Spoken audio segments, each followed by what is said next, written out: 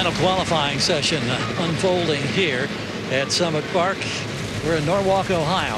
Dragsters on the track right now. We're going to get Tony Schumacher and Spencer Massey as the next pair to come down.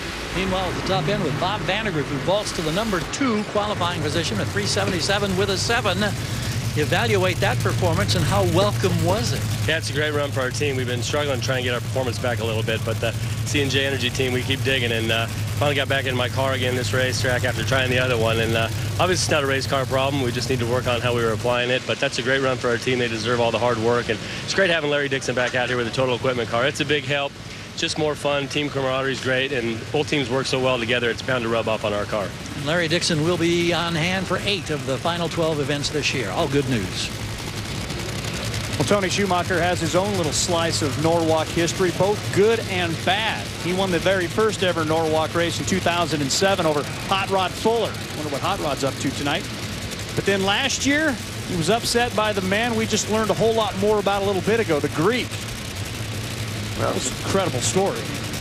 That absolutely was. I mean, the Greek, World War II. What do you think about that? Tony Schumacher, though, wow, very similar, I mean, to what he did winning the first race.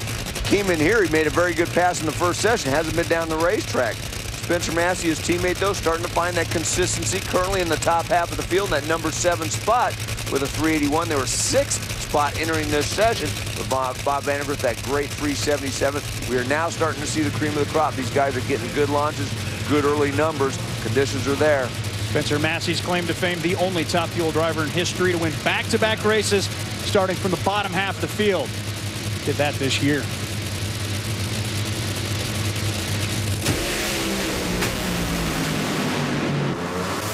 Oh, DSR teammates lock side by H. 379.4 for Tony Schumacher.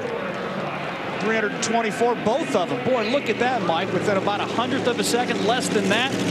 Dead even on the mile an hour at 324.12. I think those cars are team cars? Wow. I wonder if they're prepared that equally, or is this just the tune-up they got and they ran right next to each other? Doug Coletta, currently #1 qualifier with that 377.1. But Jim Oberhofer, track conditions right now, temperature between 86, 88 degrees. How does this track compare to last night's? I think it's probably just as good, maybe even a little bit better than last night, just because it's got another day of cars running on it in blue. So we're going to swing for the fence a little bit here, and there's definitely some good cars out here that can definitely run better than that 77 we ran last night. So 3 pair to go, and a whole lot lower ET predicted by Jim O. That's J.R. Todd, Doug Coletta's teammate. Brittany Force, if you're interested in trying to figure out how to obliterate this track record, you got to go better than 375.2. Want to beat the speed? Dougie's got it right now, 327.74. Both of those set at a previous race. Those conditions out there? I think the conditions are very good out there. Well, the one thing the teams are concerned with is the moisture. I mean, it's still relatively dry out there, but as you can look at our shot looking back at the trees, gets a little bit blurry from that moisture. Hazy, yeah, a little bit hazy, and some of that moisture can get on the track, and you won't really see it, but it does affect the tune-up. As you look down track, the key is you got to get the car running early. Normally, you have to get the car running very hard early in these kind of conditions with a funny car, but if you get a little bit of moisture on the track, it can be deceiving, possibly overpowering. Well, Leah wasn't the only one that suffered a DNQ in Top Fuel at this race a year ago. Brittany Force, the same could be said about her. But J.R. Todd, he's brought I guess a fresh breath of life to this team. You kind of get the feel that his car could be a lot like Doug's, and they could become a pretty powerhouse team. Yeah, especially the way Doug's been running, and JR's right there with him. But watch Brittany. See if she can get it hooked up. They can lay down a number. Well, Brittany with a birthday coming up goes 382. Look at JR. JR, though, yeah, with that 378.3 will move up 4 positions to #3 spot. And after 9 straight races on tour with lane choice, Brittany will go to round 1 tomorrow without it. I thought Brittany was going to make a very good run, but Problem was last night, Todd Smith, Dean Antonelli, they did not get down the racetrack in similar conditions. I think that maybe made them a little bit more cautious. It just did not run through the middle of the racetrack. Also could have been an issue with clutch wear. Didn't apply the clutch parts in the middle. Their 8-mile speed was down, but watch J.R. Todd in the other lane. He makes a very nice pass. Tony Schumacher jumping up with a 379. How competitive is this class now, and does it surprise you that it just seems like it gets tighter and tighter all the time? It doesn't surprise me at all. I mean, there was a long time ago where Alan Johnson, myself, we had a car that everyone else was fighting for second, but not anymore. There's a lot of tune-ups out there, a lot of good crew chiefs, a lot of great young drivers. So for the Army car, you know, I don't know where we'll end up. I don't know what JR just ran. We were 4th at the time. 78, JR. Okay, so he bumped me back to 5th. But all in all, unless they were ahead of me before, I don't even know. But the car's good. And in reality, these great conditions, they're gone, man. It's going to be hot tomorrow. Just happy to be in the top half of the field. We'll get to choose where we get to run and definitely what lane we're in. Going to be very interesting tomorrow. Ultimate shot of Tony Schumacher. He did get bumped down that 5th spot with J.R. Todd running that great 378, but this was a nice pass by the Army cars. You see him launch the front end up in the air, header flame straight up. Beautiful night shot here in Norwalk, Ohio, and we're seeing cars going down the track making some great passes and putting on a good, really good show for the fans. Well, here comes Sean Langdon, currently qualified in the number 8 spot, alongside of Antron Brown, who now has a 10-year-old son, Anson. Super excited about moving up to the 890 category in the junior dragsters. He gets to go quicker. I'll tell you what, that's got to be fun. They never had any of them junior dragsters when I was coming up. I like the man jumping them, but right now, all eyes are on Antron Brown and Sean Langdon with these conditions. What can they do? We heard Tony Schumacher. This is all about going for the hero factor because it's not going to really mean a whole lot with tomorrow's conditions, calling for it to be relatively warm. Contract extension for the Macro team to 2017 and a great moment for his crew chief, Brian Karate. Wednesday night, Master Pizza. Put it on the calendar next year. 374.5 Langdon. That's the new track record. Beat himself. It was a 375.2, but Alan Johnson, the tuner for Sean Langdon, Brian Houston have just given him the #1 qualifying spot. Wow, that's what they needed because they've been struggling a little bit. Sean Langdon came out in the first session. They did get a drive shaft reading. Alan Johnson said, boy, that's the one reading you don't want to miss. I think it kind of threw them off for last night's session.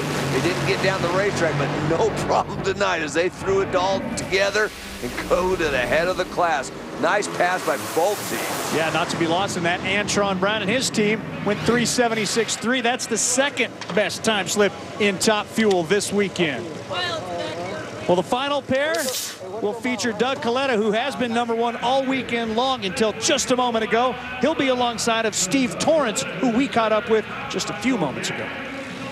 Well, you know, a lot of the problems have been, you know, I've kind of cost us a couple rounds, and I take full responsibility for that.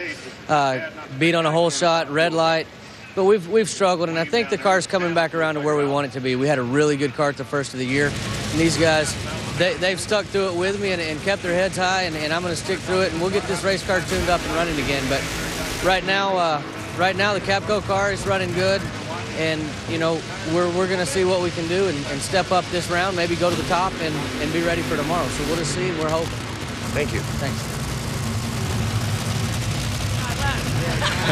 Wide eyes from Antron Brown as he talks with Sean Langdon. That was memorable for both of you. That vaults you to the #1 spot, but you got Torrance and Coletta ready to come down the track. Will your number hold? I sure hope so, man. This Allen Abbey team has been working very hard. We struggled the last couple races and really got to a point with our tune-up where we kind of had to give up a little bit and we had to revert to a lot of stuff from last year. And it really just changed everything there was to change in there. But, you know, hey, all these Allen Abbey crew guys, they've really been busting their butts and, you know, just really following what Alan and Brian are trying to do and get this car back into shape where we had it last year. And, you know, thanks to everybody from Qatar, Redline Oil, and Toyota, man. We just, hopefully this thing will stick. It'll be good for our morale. We're going to find out right about now. Things changed dramatically. When the session started, Doug was #1, Steve was #2. Doug is now 3. Steve Torrance knocked all the way down to 6th. But things can once again change in 1,000 feet. Well, and you heard Sean Langdon. Hopefully that will hold on. A good chance that it will. Doug Coletta with a very good race car. You take a look at Steve Torrance. I saw Richard Hogan in the box making some changes after he saw the cars in front of him go down the track. Guarantee you he didn't back it down. Jimmo will take a bite here, too. Steve-O's out of it. Now the numbers for Doug. 374.6, missed by a thou. Oh, man. Oh, my. Check that speed out, 327.82. Wow.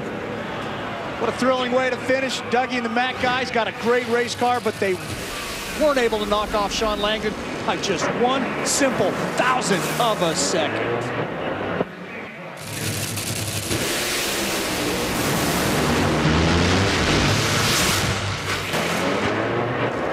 Backfire of that supercharger from Doug Coletta, but taking another look at Steve Torrence, I think they just went for it, gave it a little bit too much. Doug Coletta was just so close to getting that #1 spot, but like he's had all year, he has a very good race car going into tomorrow's elimination. So the Lucas Oil ladder shows Shawn Langdon, the #1 qualifier for the 16th time in his career, and a round one matchup with Terry McMillan. Spencer Massey, Brittany Force, J.R. Todd will race Troy Buff, who we did not see this evening.